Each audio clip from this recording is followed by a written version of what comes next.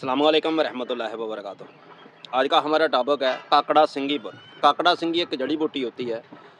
दिखने में ये छोटे छोटे सिंग की मांद होती है, लेकिन ये सिंग नहीं होता, ये एक फल होता है। कुछ स्क्रीन पर दिखाया भी जा रहा है। काकड़ा सिंगी के बहुत सारे मैसेज आ रहे थे कि काकड़ा सिंगी के फ़ायदे क्या हैं, नुकसानात क्या हैं। तो काकड़ा सिंगी जो है ये वरदान बूटी मानी गई है। काकड़ा सिंगी के बहुत सारे फ़ायदे हैं अगर आपके पास को अच्छा नॉलेज है तो।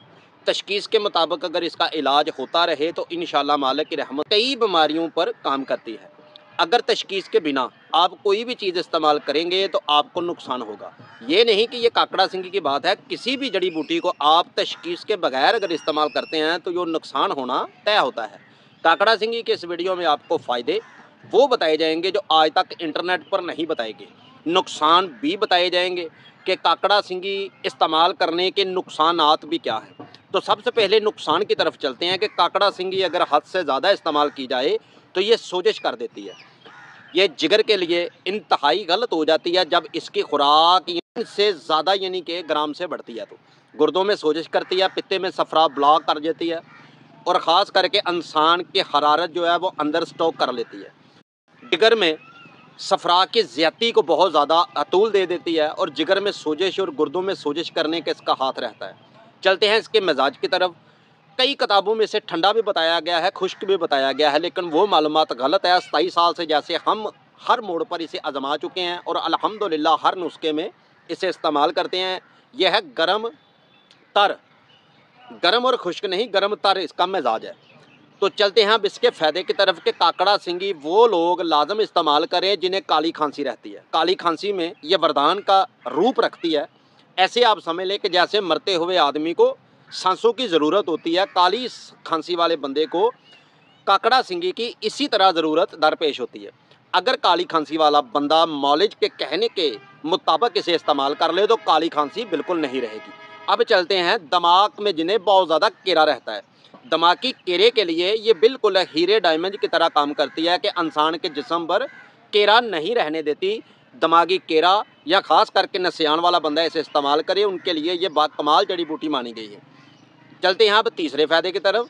छाती पर जो बलगम रुक जाती है, जम जाती है, बाहर नहीं आती, सुबह उठकर इंसान खांसता रहता है या ख़ास करके दमा बहुत पुराना है, उसे सांस की तंगी है, नालियाँ जो है सुंगड़ चुकी हैं या ख़ास करके फेफड़ों में सोजिश है या बलगम बढ़ चुकी है, फेफड़े जो हैं इंसान के बहुत ज़्यादा बलगम पैदा करते हैं, तो वहाँ ये जड़ी बूटी एक रोशनी की तरह काम करती है। जैसे अंधे बंदे को रोशनी की ज़रूरत होती है, ऐसे मरीज़ को काकड़ा सिंगी की ज़रूरत होती है। आपको बताया जाएगा कि आप इस्तेमाल कैसे करें। अगर आपने पूरी वीडियो को वॉच कर लिया तो इंशाल्लाह आप खुद ही अपनी मर्ज़ के डॉक्टर बन जाएंगे। काकड़ा सिंगी एक आम मिलने वाली जड़ी बूटी है, आम पंसार से आप लेकर इस्तेमाल करें जैसे हम आपको बताएंगे मिजाज के मुताबिक। इंशाल्लाह मालिक की रहमत से आपके जिस्म में कई बीमारियां निकल जाएंगी और 7 किस्म की शर्मिंदगी आपकी ख़त्म करेगी। सबसे पहली बात यह है कि यह आंतों को मजबूत करती है। बलगम चुन चुन कर पूरे जिस्म में, पूरी बॉडी में कहीं भी हो, इंशाल्लाह मालिक की रहमत से यह ख़त्म कर देती है।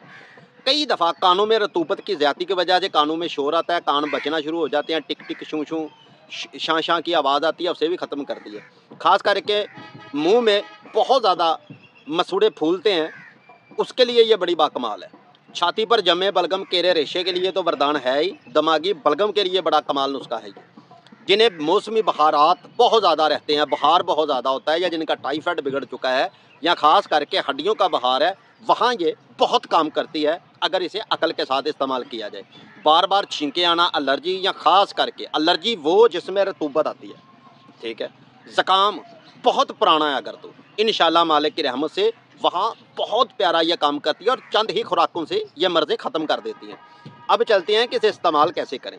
अगर तो आपका मिजाज ठंडा है, हसाबी तहरीर में है आप, तो आप अपनी तशख़ीस पहले करवाएं। तशख़ीस करवाने का बहुत ही आसान तरीका रखा है कि आप अपनी ज़बान की तस्वीर हमारे व्हाट्सएप पर भेज दें। आपको लिख कर बता दिया जाएगा कि आपकी हरारतें मसाम कितने बंद है, हरारत कौन सी है, आपका मिजाज कौन सा है। 300 रुपया इसकी फ़ीस रखी गई है। आप किसी भी तरीके से अल्हम्दुलिल्लाह अपना इलाज करें, लेकिन गलत मिजाज की गलत दवा कभी मत इस्तेमाल करें। अल्लाह पाक रहमत आप फरमाए। अगर आपको किसी और तरीके की वीडियो भी चाहिए तो आप बता सकते हैं, अगली वीडियो उसी एन मुताबिक बनेगी। बलगम केरा रेशा, नज़ला, ज़ुकाम, बुखार, रतूबात के लिए कमाल नुस्खा है ये काकड़ा सिंगी। तो ये हो गए काकड़ा सिंगी के फ़ायदे। इसे काकड़ बीना भी कहते हैं, इसे सांगड़ भी कहते हैं। यह खास करके नेपाल, बांग्लादेश, इंडिया में अक्सरत न पाई जाने वाली बूटी है। पाकिस्तान में भी ये अल्हम्दुलिल्लाह मिलती है पंसार से। लेकिन एक बात मेरी हमेशा याद रखिएगा कि काकड़ा सिंगी जब भी आप इस्तेमाल करें, ये छोटे छोटे सींग होते हैं, आपको कई बार वीडियो में दिखा भी दिया है। इसके अंदर एक जाला लगा हुआ होता है, उस जाले को निकाल के आप इस्तेमाल करिए। ये बच्चों की खांसी खुश्क को या खास करके बलगमी, ये कमाल अक्सीर का दर्जा रखती है ये जड़ी बूटी खांसी में। मिलते हैं इसी तरह अगली वीडियो में, उतनी देर तक नेक दुआओं में याद रखिएगा। अल्लाह निगहबान।